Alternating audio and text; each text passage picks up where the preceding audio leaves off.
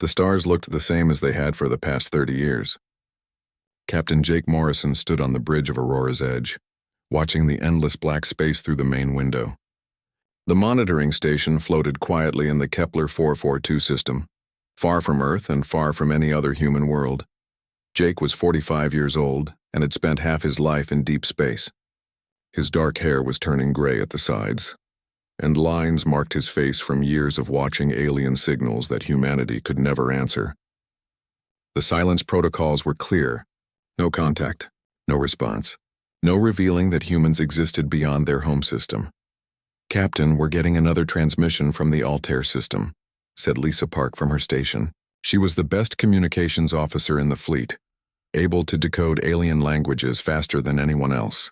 Her fingers moved across the control panel as strange sounds filled the bridge.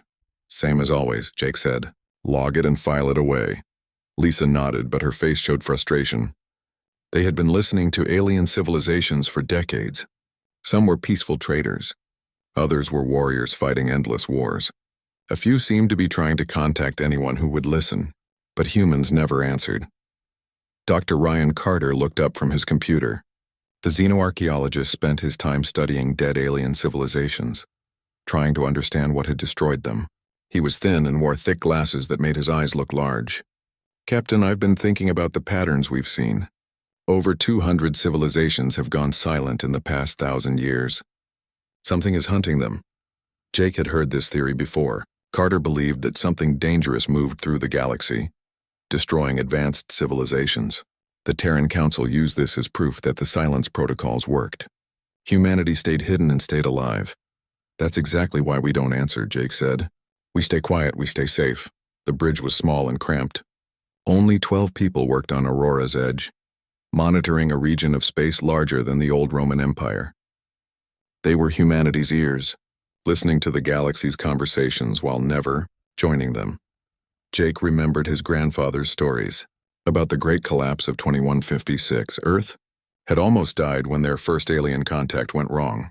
The Zephyrian traders seemed friendly at first, but they brought diseases that killed millions and technology that humanity couldn't control. The planet became a wasteland of failed experiments and dying cities. Only the space colonies survived. They pulled back, went quiet, and spent 4,000 years rebuilding in silence. Now humanity lived on over 1,000 worlds, but nobody outside human space knew they existed. "Captain," Lisa called out. Her voice sounded different, worried. "I'm getting something strange from the Vega system." Jake walked over to her station. "Vega? That's been quiet for decades." "Not anymore." Lisa's fingers moved quickly across her controls. "It's a human signal, but it's old. The language patterns match records from before the collapse." The bridge went silent except for the hum of the computers. Human signals from Vega made no sense. The small research colony there had gone dark during the Great Collapse. Everyone assumed the colonists had died or been evacuated. "Play it," Jake ordered. Static filled the bridge, followed by a weak voice speaking broken ancient human language.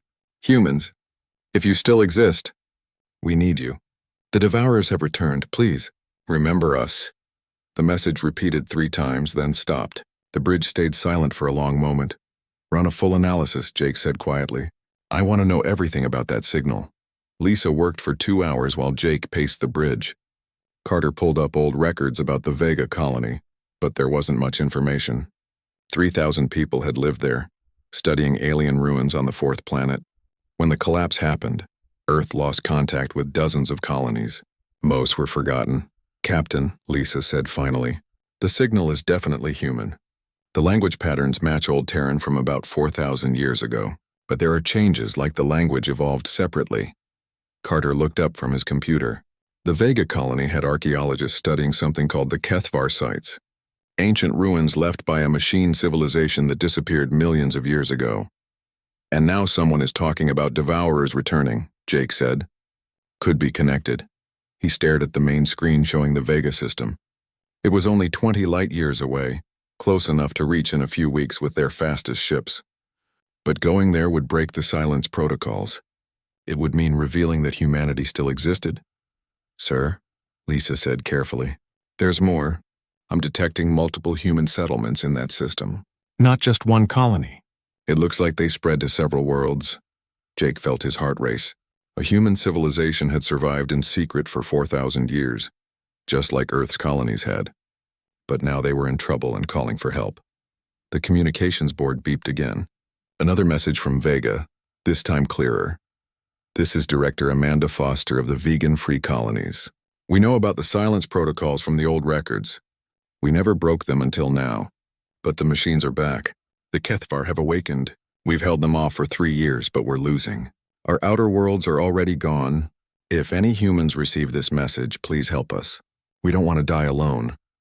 The message ended with coordinates and technical data about something called Kethvar war machines. Carter's face went white as he read the information. Captain, these match the archaeological patterns I've been studying. The civilizations that went silent. They were all destroyed by the same thing. Machine intelligences that consume entire worlds. Jake closed his eyes. The silence protocols existed for good reasons. But somewhere out there humans were dying. People who had kept humanity's ancient culture alive for 4,000 years were calling for help. He thought about his duty to the Terran Council and his duty to humanity. Sometimes those duties pointed in different directions. Lisa, prepare a full report for Earth Command. Include everything we've detected. Yes, sir. Should we respond to the vegan signal? Jake looked at the stars again. Somewhere among them, humans were fighting for their lives against ancient machines. The protocols said to stay silent. His conscience said something else. Not yet, he said, but prepare our fastest courier ship. If Earth Command doesn't act quickly, we might have to. The bridge returned to its normal quiet routine, but everything had changed. For the first time in 4,000 years, humanity faced a choice between safety and honor. The galaxy was about to learn whether humans would stay hidden or step into the light to save their own people. Captain Jake Morrison made his decision 3 days after the first message from Vega. Against direct orders from Earth Command, he took his ship into the Vega system. The journey took 2 weeks, and every day brought more desperate signals from the human colonies there. Aurora's Edge dropped out of faster-than-light travel at the edge of the Vega system. What they found amazed them. 12 planets showed signs of human civilization. Space stations orbited most worlds, and ships moved between them in organized patterns. This wasn't a small research colony. This was a nation. Captain, I'm reading over 50 million human life signs across the system, Lisa Park reported from her station. These people didn't just survive. They grew. Dr. Ryan Carter studied the scanner readings with excitement. Look at their technology. It's different from ours, but clearly human in design. They've been developing separately for 4,000 years. Jake opened communications with the largest space station orbiting the 4th planet.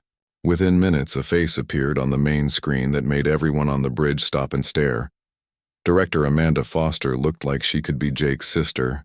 She had the same dark hair and brown eyes that marked the descendants of Earth's American colonies. But her uniform was different, decorated with symbols Jake didn't recognize. Captain Morrison, Amanda said with relief in her voice. When we detected your ship, we hoped but didn't dare believe. You're really from the hidden colonies, aren't you? The Terran Federation, Jake confirmed. We received your distress call. Director Foster, we need to understand your situation. Amanda's expression became grim. We call ourselves the Vegan-Free Colonies now. 12 worlds, 53 million people, all descended from the original 3,000 researchers. We've kept human culture alive, Captain. Earth's music, art, literature, and science. We never forgot where we came from. She paused and looked away from the screen. But we're dying. The Kethvar machines started attacking our outer colonies 3 years ago. They consume everything, strip planets down to bare rock and convert the matter into more machines. The main screen changed to show images of devastation. Entire worlds reduced to gray metal and lifeless stone. Cities that once held millions of people were gone, replaced by geometric patterns of alien metal. We've evacuated 6 worlds so far, Amanda continued. Lost 2 billion people. Our military has fought them on every world, but we can only slow them down. They learn from each battle and adapt. Carter leaned forward. Director, what woke them up? My research suggests the Kethvar have been dormant for millions of years. We did, Amanda said quietly. Our archaeologists found a control center on Vega 7. They thought they were just studying it, but they accidentally activated something. Within a month, the first Kethvar ships appeared. Jake felt a chill. Humanity's curiosity had awakened an ancient enemy. The same drive to explore and understand that had spread humans across the galaxy, had brought death to the Vegan colonies. Show us, Jake said. Amanda transmitted tactical data about the HFY machines. The enemy ships were massive, built like geometric puzzles of metal and energy. They could reshape themselves during battle, turning from one weapon configuration to another. Most terrifying, they seemed to learn human tactics after each fight. We've held them at the Kepler-7 system for 6 months, Amanda explained. But our defenses are failing. Intelligence says they'll break through in 8 weeks. After that, our core worlds have maybe 2 months before they fall. Lisa studied the tactical information. Director, why didn't you call for help earlier? These machines have been attacking you for 3 years. Amanda's face showed old pain. The silence protocols. We kept the old records, Captain. We knew that Earth's colonies went into hiding after the Great Collapse. We knew the rules about not revealing human presence to aliens. We hoped we could handle this ourselves. But you broke the protocols now, Jake observed, because we're out of options.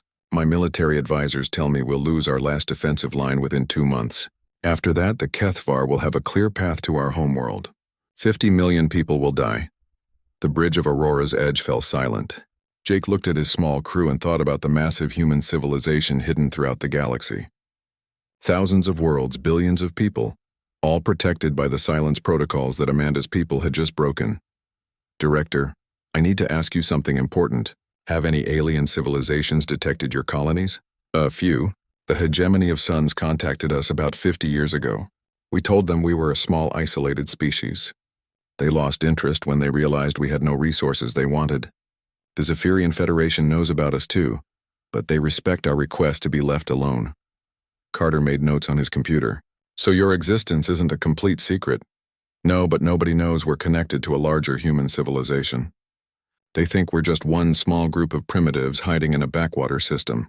Jake made his decision. Director Foster, I'm going to help you.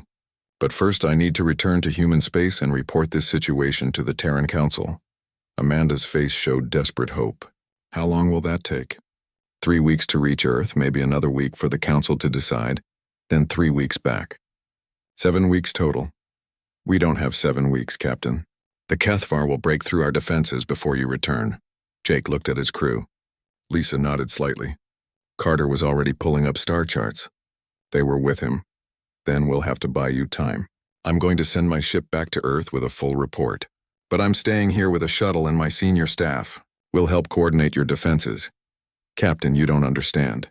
We've been fighting these things for 3 years with our entire military. Your small team can't make a difference. Jake smiled grimly. Director, you've been fighting alone with 4,000-year-old technology. Human military science didn't stop advancing when your colony lost contact with Earth. We've learned a few things during the long silence. He turned to Lisa. Transmit our complete tactical database to Director Foster's people. Show them what human engineering has accomplished in 4,000 years of hidden development. Amanda's eyes widened as the data came through. Advanced weapons, shield systems, and ship designs that made her colony's technology look primitive. But there was something else in the data that surprised her even more. Captain, these files reference thousands of human worlds. How many of us are there? Over 1,000 star systems, Director. Nearly 2 billion humans spread across the galaxy. You're not alone, and you never were. Your people are part of something much larger. For the first time since the conversation began, Amanda Foster smiled. Then there's hope. There's always hope, Jake said. That's the most human thing of all. Now let's figure out how to kill some ancient machines. The bridge crew began planning humanity's first open military action in 4,000 years. None of them knew they were about to change the galaxy forever. The emergency session of the Terran Council began at dawn on Earth.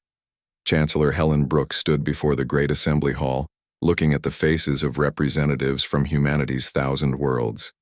The hall buzzed with nervous energy as Jake Morrison's report played on the main screens. Images of the HFY machines destroying worlds filled the massive displays. 53 million humans in the vegan colonies faced extinction, and the ancient enemy that had killed civilizations across the galaxy was awake again. The situation is clear, Chancellor Brooks said, as the report ended.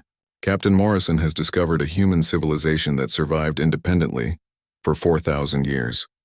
They are now under attack by an enemy that could threaten all human worlds. Admiral George Nash stood up from his seat in the military section. He was 60 years old, with gray hair and scars from humanity's early conflicts during the expansion period. His voice carried the authority of someone who had spent his life protecting human worlds. Chancellor, with respect, the situation is not clear at all. These vegan colonies broke the silence protocols. They revealed human presence to alien civilizations. They awakened an ancient enemy through reckless archaeology. Now they want us to abandon 4,000 years of successful hiding to save them from their own mistakes. Murmurs of agreement came from several sections of the assembly. The silence protocols had kept humanity safe for millennia. Many representatives feared that abandoning them would bring disaster to all human worlds. General Patricia Stone rose from her seat on the opposite side of the hall. She was younger than Nash, with short black hair and intense blue eyes. Her reputation came from defending frontier colonies against raiders and hostile environments. Admiral Nash speaks of success, Stone said. But what kind of success requires us to abandon our own people? The vegan colonies are human. They kept our culture alive for 4,000 years. They never forgot Earth, even when Earth forgot them. They broke the protocols, Nash repeated. The rules exist for good reasons, General. If we reveal ourselves now, every hostile alien civilization will know that humanity is more than just a few primitive colonies. They'll come looking for our real worlds. Dr. Elena Vasquez stood up from the science section. She was humanity's leading expert on alien civilizations, a thin woman with intelligent eyes who had spent decades studying the galaxy's patterns. Admiral, I've analyzed Captain Morrison's data, along with our own intelligence files. The Kethfar are not just attacking the vegan colonies. They're moving through this entire sector of space, destroying any civilization they encounter. Whether we help the Vegas or not, they will eventually find human space. The hall fell silent. The idea that humanity's hiding might not protect them was new and frightening. Chancellor Brooks looked at the assembly. Dr. Vasquez, explain your analysis. The Kethfar follow predictable patterns. They consume advanced civilizations and use the resources to build more machines. Based on their current movement, they'll reach the edge of human space within 50 years. Our choice isn't whether to face them. It's whether to face them alone or with allies. Nash shook his head. Speculation. We don't know their actual intentions or capabilities. What we do know is that hiding has worked for 4,000 years. Captain Kate Walsh stood up from the Independent Spacers section. She commanded a small fleet of merchant ships that moved between human worlds, carrying trade and information. Her weathered face showed the experience of someone who had seen the galaxy's edges. Admiral, hiding worked when we were weak and recovering from the collapse. But we're not weak anymore. We have ships that can cross the galaxy in weeks.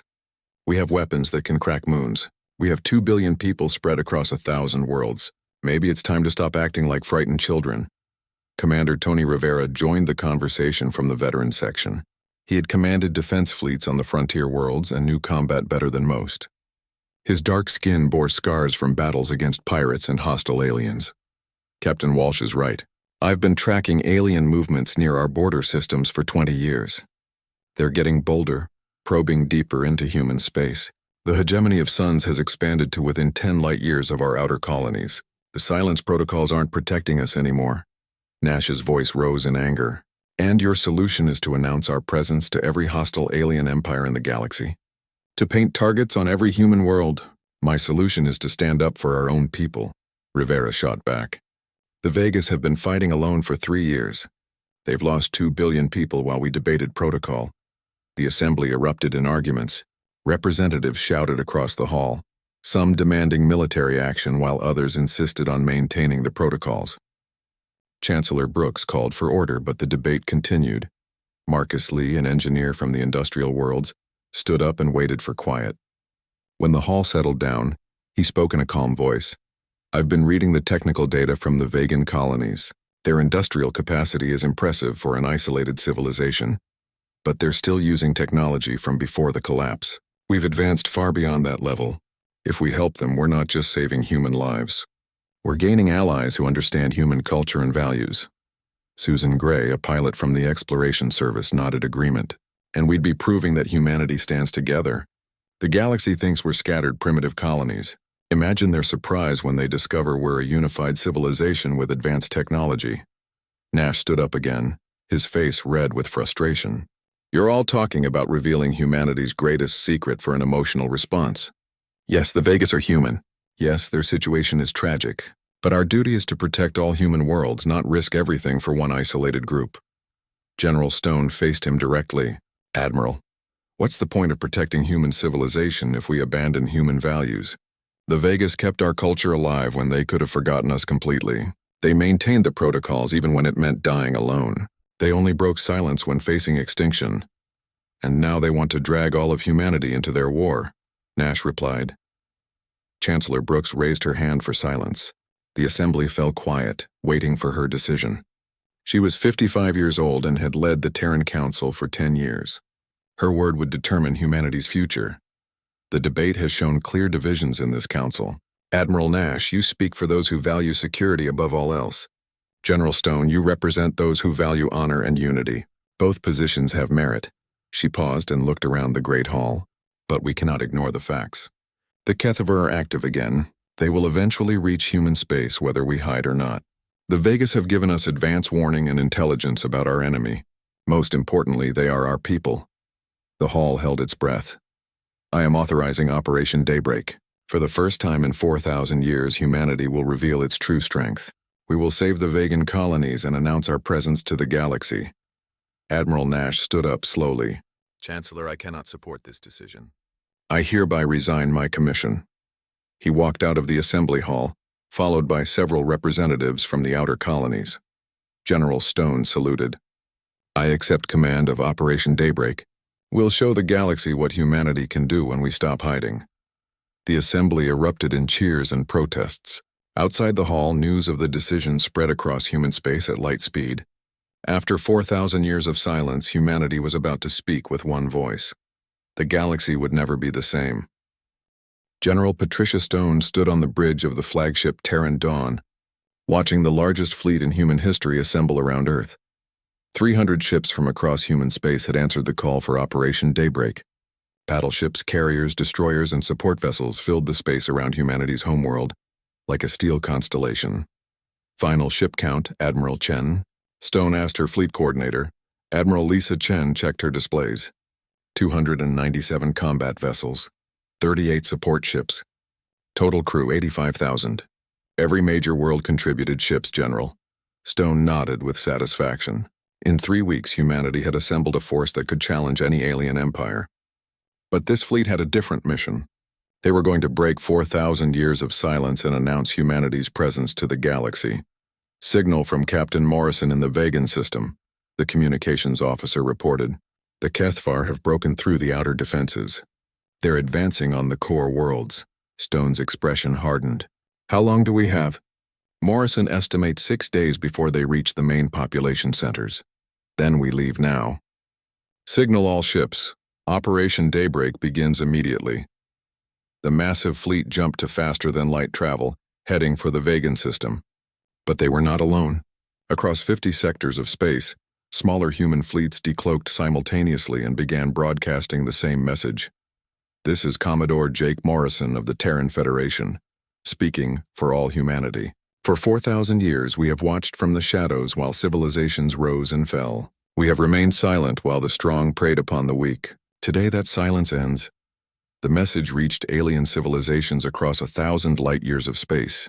On hundreds of worlds, alien leaders stared at their communication screens in shock as humanity revealed itself. We are not the primitive colonies you believed us to be. We are 2 billion humans living on 1,000 worlds, united by common values and common purpose. We believe that all intelligent life has the right to exist free from extinction and oppression. In the Zephyrian Federation capital, President Zara Moonwhisper called an emergency session of their council. The peaceful traders had known about small human colonies but never imagined the true scope of human civilization. The galaxy has a new major power, her chief advisor said, and they're announcing themselves by defending an endangered species. In the hegemony of Sun's throne room, Emperor Valdris Ironheart watched the human broadcasts with growing anger. His empire had spent centuries expanding through conquest, and now a hidden civilization was challenging his authority. How many ships do they have? He demanded. Our intelligence was completely wrong, Your Majesty. Instead of scattered colonies with a few dozen ships, they appear to have thousands of vessels. Some of their technology appears more advanced than ours, but the human fleets weren't just broadcasting messages. They were taking action, In the Centauri system, human ships appeared just as hegemony raiders attacked a peaceful mining colony. The raiders found themselves facing weapons they had never seen before. In the Kepler system, human vessels decloaked around a Kethvar advance force that was heading toward inhabited worlds. The ancient machines suddenly faced an enemy they hadn't encountered in millions of years. The main battle began in the Vegan system. General Stone's fleet dropped out of faster-than-light travel to find the Kethvar machines already consuming the fourth planet. Massive geometric ships moved across the world's surface like metal viruses, converting everything they touched into more machine components. Jesus, whispered Admiral Chen. Look at the size of those things. The largest Kethvar vessel was 50 kilometers long, built like a crystalline cathedral of black metal and energy. Smaller ships swarmed around it like insects, each one the size of a human battleship. Captain Morrison. This is General Stone, we're here. Jake's voice crackled over the communication system from his position near the planet. General, thank God. The Vegas have been fighting for 6 days straight. They're exhausted. Then it's time for them to rest. All ships, this is General Stone. Humanity has been silent for 4,000 years. Today we make some noise. The human fleet advanced in perfect formation. The Kethvar machines turned to face them, their ships reshaping themselves from mining configurations to battle forms. Energy weapons charged across both fleets as the distance closed. Fire, Stone ordered. 300 human ships opened fire simultaneously. Plasma cannons, particle beams, and quantum torpedoes lit up the space between the fleets. The weapons had been developed during humanity's long isolation, tested in secret and never used in major combat. The Kethvar ships staggered under the assault. Their adaptive shields flickered and failed as human weapons struck with power they had never encountered. Several of the smaller machine vessels exploded in brilliant flashes of light.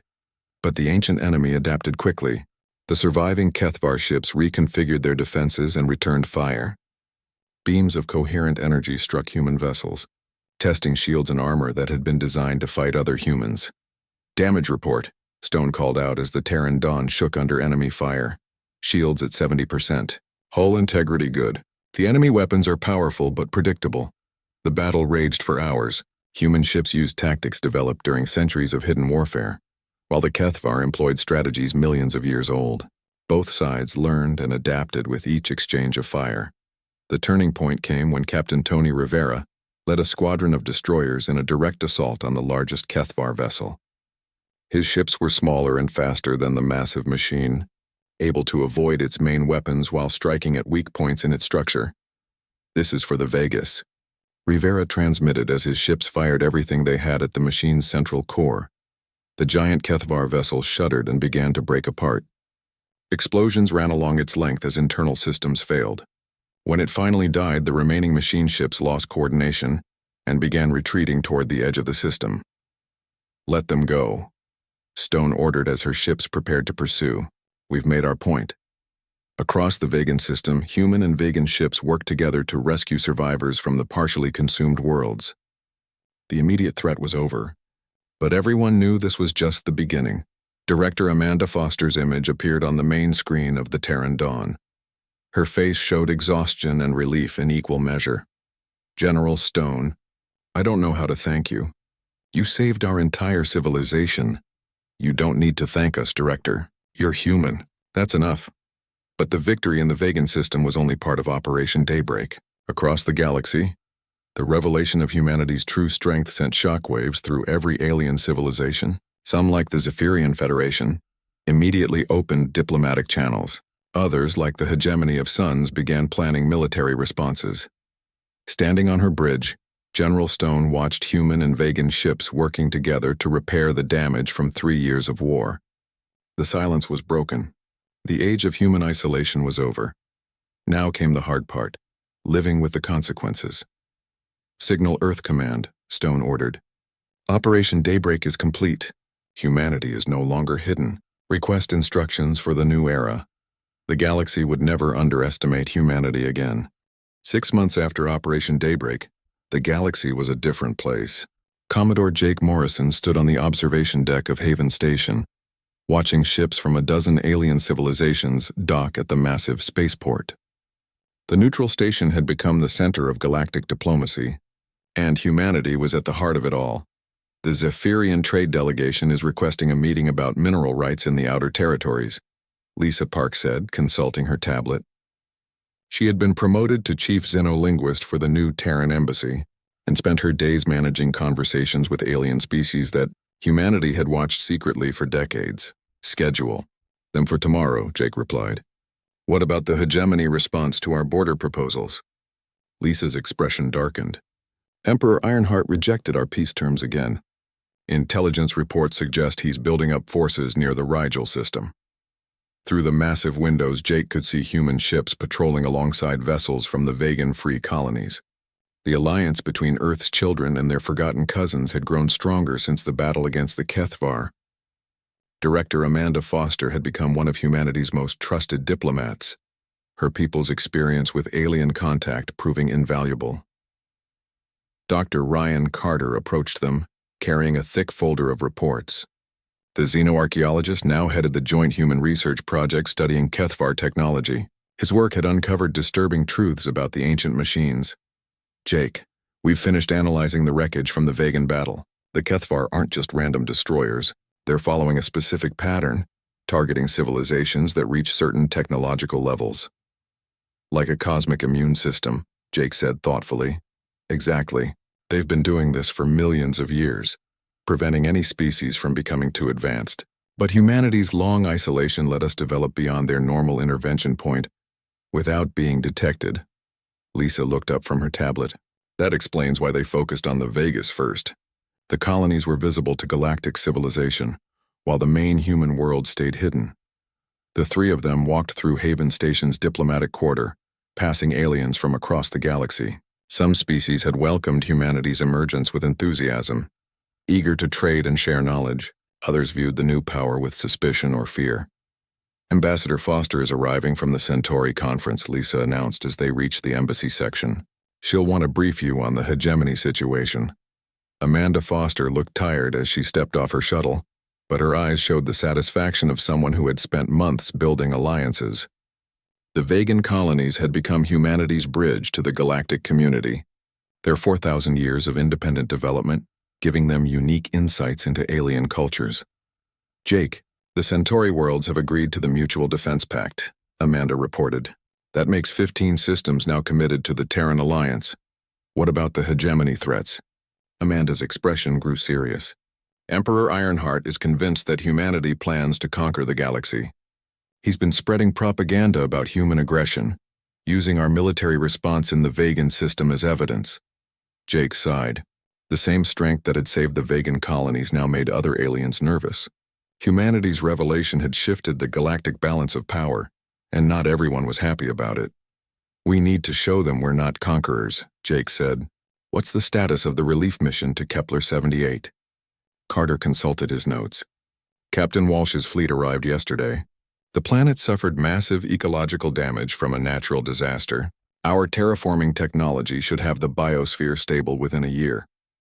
The Kepler-78 relief mission was humanity's attempt to demonstrate their peaceful intentions.